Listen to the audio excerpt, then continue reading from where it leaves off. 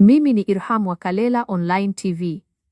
Watu wawili wamefariki dunia huku wengine 12 wakijeruhiwa kufuatia ajali ya basi la kampuni ya Manning Nice lililokuwa likitokea jijini Dar es Salaam kuelekea wilaya ya Masasi mkoani Mtwara baada ya kugonga lori lililokuwa limeharibika katika eneo la Mtange, barabara ya Lindi Mnazi Mmoja.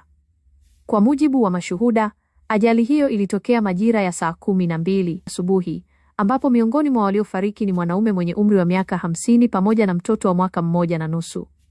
Akizungumza na waandishi wa habari leo Jumamosi, Februari 7, muuguzi wa zamu katika hospitali ya rufaa ya mkoa wa Lindi, Ofisa Yusuf Salim, amesema hospitali hiyo ilipokea miili ya marehemu wawili pamoja na majeruhi 12 majira ya saa 1:15 asubuhi.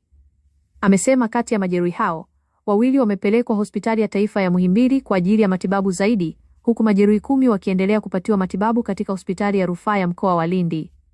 Tumepokea miili miwili, mmoja ni mwanaume mwenye umri wa miaka 50 na mtoto wa mwaka 1.5 pamoja na majeruhi 12. Miili imehifadhiwa katika chumba cha kuhifadhia maiti, majeruhi 10 wanaendelea na matibabu na wawili wamepelekwa hospitali ya Muhimbili, amesema Salim. Kwa upande wake, mmoja wa majeruhi wa ajali hiyo, Rajabu Masud, mkazi wa Kigamboni jijini Dar es Salaam, amewataka madereva kusaidiana katika kuendesha magari ili kupunguza ajali za barabarani. Masudi amesema walipofika Lindi alimsikia dereva wa basi hilo akimwambia dereva mwenzake kuwa wakifika Mnazi Mmoja angemkabidhi usukani, lakini hawakufanikiwa kufika eneo hilo kabla ya kupata ajali. Jitihada za kumtafuta kamanda wa polisi mkoa wa Lindi bado zinaendelea. Kalela Online TV, elimu ya dini, tiba ya jamii.